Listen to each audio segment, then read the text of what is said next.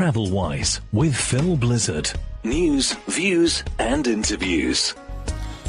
Hello, I'm Phil Blizzard in Dubai with the latest edition of TravelWise, the first one for the month of June and the first one following on from the excellent Arabian Travel Market, which was held in the middle of May, and the first in-person travel event in the world, really.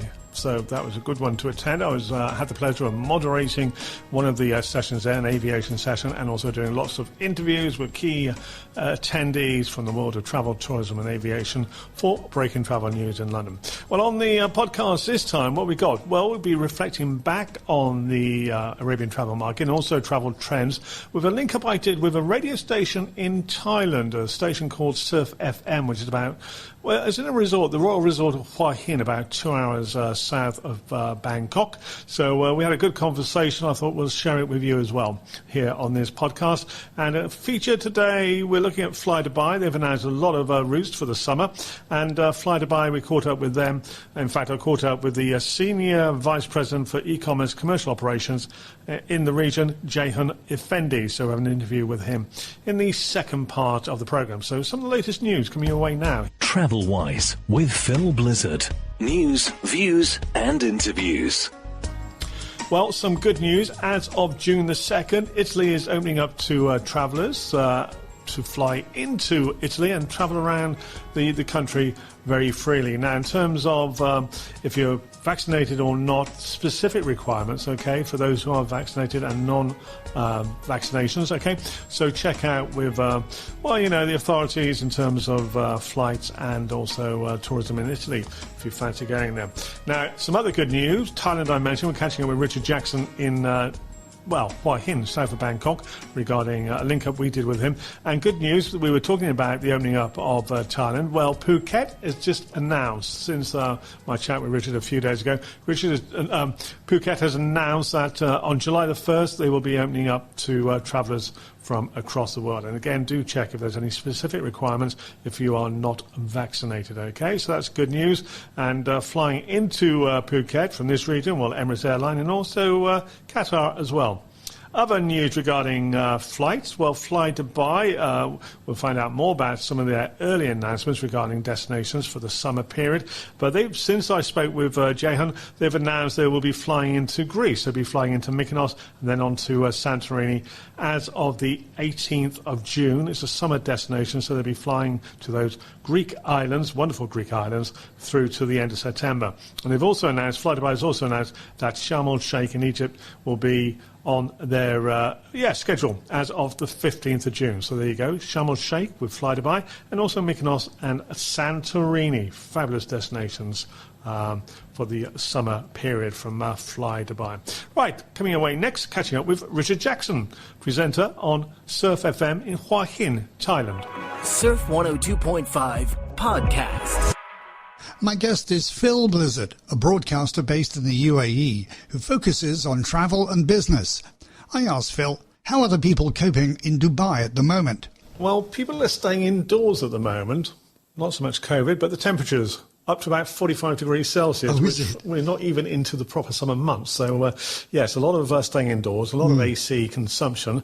But good thing is, events have started opening up. And a couple I can mention briefly was last week, the Arabian Travel Market, which is an event for travel, hospitality, aviation experts. There's a mixture of exhibition stands, and there's also a conference alongside that. So this was the first in-person event since COVID began. So that was good news. Very well controlled, of course. And, so was that well attended? Yes. So was it well attended? A lot of people? And if so, were they able to get close to each other, or was there a lot of separation? It was well attended. I mean, we missed a lot of people, a lot of the Europeans who would normally be there, and of course, very few people from Britain because of the quarantine. But there were other European countries, including Germany, Switzerland, Spain, and across the Middle East and beyond. Asia, Malaysia had a good presence there. Thailand, the regional office here in the UAE for Thailand, had a big presence there. Oh, good. And, it was good to have an in-person event. So who actually attended? Was it mainly people from the hotel industry? Hotel industry, tour operators, inbound operators, outbound operators, a lot from the aviation industry. Major airlines like Emirates, Flydubai, Etihad had very large stands there showcasing some of the latest products and really talking about how their routes are slowly opening up depending on the country they're trying to fly back into. So a big presence from aviation as well. Is Dubai actually open for business at the moment to international travellers? Yeah, very much so. Coming into Dubai, you don't have to quarantine. If you're going to the capital of the UAE, Abu Dhabi, you have to quarantine. But as of July the 1st, providing you've been vaccinated, no quarantine measures at all. So that's good news for visitors to the UAE. Thailand's looking to, start to reopen around October time with, obviously places like Phuket and Hua Hin here and maybe one or two other areas. Again, as you suggested, really trying to open up to those that have had a vaccine, a double dose of the vaccine. Yeah, vaccine passport being talked about. I moderated a session at the Arabian Travel Market on aviation, and that was one of the topics under discussion. The aspect of a passport for those who have been quarantined. I think you're absolutely right. That will be the way we'll be able to travel. And what about around town in Dubai and stuff? Are people having to wear masks still, or what's the situation? Masks are mandatory, definitely. And are restaurants open? Yeah, so masks, most people will do it. Last week at the Arabian Travel Market, the Dubai Tourism Authority sort of announced a relaxation. So it means that the number of people at a table in a restaurant's been increased up to, I think it's 6 or was it 10? It's changing all the time. And events have been opened up. So indoor events has a fixed number of, I think it's 1,000, while outdoor events, if you have them this time of year, with it being so hot, up to about 2,500. I was involved with a conference and award ceremony yesterday. That was at the Amani Hotel at Burj Khalifa. That was an in-person event with restrictions on numbers, but it was good to be able to get back and meet people face-to-face despite having to wear a face mask. But one aspect for me, being the moderator on stage, the MC, I could take my face mask off. Very helpful. Do you think there are more people working at home now in Dubai than there were? Yeah, still a lot of people working at home. The major international organisations and banks, for example, HSBC, Reuters, people I'm involved in, they're still working from home, or the majority are still working from home. And that's going to be the same for the foreseeable future. Has some benefits for these big corporations because they can reduce the amount of floor space they've got, or will do once their leases are up, and reduce their overheads. You mentioned about Phuket, because Phuket a few months ago was going to open up, wasn't it, to direct flights from, where I am, the UAE, but obviously that didn't really happen. I think they're looking really at July the 1st for that. They keep on trying, and they are trying to inoculate around 70% of the residents on the island down there. Phuket looks like it could well be starting to open at the beginning of July. And some of the airlines, thinking of Flydubai, they're very nimble. They're sort of able to adapt to countries. So we're going to start flying into Malta and Salzburg in Austria. That was going to be about a week ago. Now that's been curtailed until September. They just announced they're going to be flying into Greece, into Mykonos and Santorini. So they're able to adapt quite quickly in terms of, okay, that country hasn't opened up. We'll direct our flights to a country which has opened up. And that seems to be a bit of a pattern with some of the airlines, ones who are more nimble and perhaps a broader outlook on things. Good stuff. Here in Hua Hin, it looks like the airport here is actually going to be opening up to international flights towards the end of the year or early next year, and even as far as the Middle East. So Hua Hin looks like it could well be opening in terms of flights towards the end of the year. Well, keep us posted on that. Very interesting development. Phil, and what about yourself? Any plans to travel at any time? I think we want to get back to the UK, but with the quarantine measures there and the cost involved, no, we're going to wait until it goes from red to hopefully green, but maybe amber in the middle. If not, it's going to be some sort of regional travel, I suppose. I say regional, could be maybe somewhere like Georgia, Tbilisi. The temperatures are cooler and a very nice place to go. Been there once and wouldn't mind going back there. Good. Possibly hop on a flight to Greece with Flydubai when they start their services next month. Well, that should be good, shouldn't it? And hopefully you can make it out here next year sometime as well. If not sooner, that would be very, very good indeed. Phil, thank you so much. Pleasure. Good talking to you as always, Richard. Surf 102.5 Podcast. Thank you, Richard, for your time. Great joining you on your breakfast show. And as we do, we catch up every now and then to find out what the situation is in Thailand. And in case you missed the beginning of this podcast, good news since I spoke with Richard is that Phuket, so they will be open to receive, you and I and travellers from around the world as of July the 1st. And do check specific requirements if you have not been vaccinated. Right, coming your way next, our Flydubai interview with Jeyhun Efendi, who's the Senior Vice President for E-commerce Commercial Operations for Flydubai. Aviation focus, taking a look at Flydubai, and they're expanding operations as countries come out of lockdown and opportunities increase. So, Jeyhun, tell us about the next few months. You've got quite a few summer destinations coming en route. Yes, we've introduced recently new routes like Albania. They've removed visas for UAE residents and UAE nationals, so that's a quite interesting destination, never been explored before, and it's a good addition to our operation to the rest of the Balkans. Can combine with places like Tivat, Montenegro and Bosnia.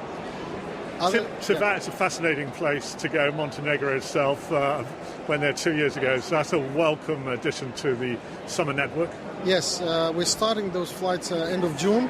There'll be twice weekly operation. Same way, residents of UAE and UAE nationals do not need visa, and it's a good mix of they can be combined with nearby countries like Albania and Bosnia. Other routes are we're expanding our operation to Turkey this year. We've done starting a daily flight to Istanbul, a new airport, international airport, and flights to Bodrum and Trabzon will start from beginning of June. Bodrum is a fascinating destination. Well, on the Mediterranean Sea, yes. In Turkey, I'm sure that's going to be very appealing to not only people living in UAE, but people who want to maybe go on to other places in Europe from Dubai. Yes, it is obviously nearby. It's one of the top Riviera resorts of Turkey, and it's a known destination, especially for Europeans, etc. So obviously residents in UAE are definitely planning to go there. Again, visa on arrival there for most of the passport holders. Other destinations that we're looking at, obviously we've announced flights to European points like Salzburg and Malta. Malta is coming beginning of September, but we are expecting to move these dates earlier if there are more clarity on the border movements, etc. And obviously Salzburg is planned for middle of July, and we think that if, again, announcements soon come for the European borders, we definitely want to expand in those areas. So Salzburg in Austria, again, another interesting destination in Europe. But again, I suppose it's a case of being agile, and Flydubai is an agile airline, as you say, dependent upon regulations from the different destination countries. Yeah, well, 2020-21, we've used our agility to the maximum effect, that we've been sort of entering quickly markets, adding capacity based on demand, and then obviously exiting wherever it was required. So that kind of speed was the most important character of the airline during this period of obviously 2020 and 21. So we're continuing obviously in the same manner. So for example, as the markets open up, summer we still have a lot to cover in terms of destinations, and there's still a lot of destinations that we would like to go, but it all depends on where the markets will open up. I'm just scanning around looking at the route map, and there's a lot of destinations. How many are you operating at the moment? We're now announced already over 80 destinations. We're operating close to 80 now destinations, but the other thing that we're increasing frequency again. Yeah. So there's a lot of routes. Like, for example, we started recently to 11 points in Russia. We started flights to Moscow. So there's a lot of changes that happened in April, but summer is another period, obviously. And Dubai, again, we were lucky to be based in Dubai. It was one of the unique global destinations where the demand was still strong from a lot of places. So obviously we've complemented that by making sure that operations continued. So having a strong destination like Dubai and having an airline like Flydubai who goes quickly in and out of those markets really helped to maintain that movements into Dubai. TravelWise with Phil Blizzard. News, views and interviews. Thank you to Jeyhun for joining me. Nice conversation as always with you about what you're doing with what Flydubai are doing.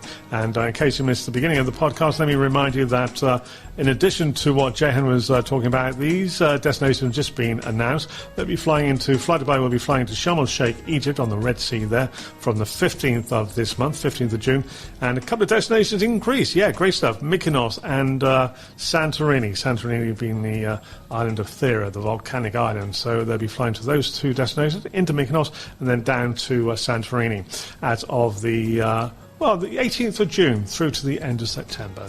There we go. Great stuff. I'm Phil Blizzard in Dubai with TravelWise, trying to keep you updated with what's happening in the world of travel and tourism, and some interview from key players in the world of travel and tourism. And if you would like to have a podcast production for your organisation, do get in touch with me. Drop me an email, philblizzardmedia@gmail.com. A Phil Blizzard radio production. TravelWise with Phil Blizzard. News, views and interviews.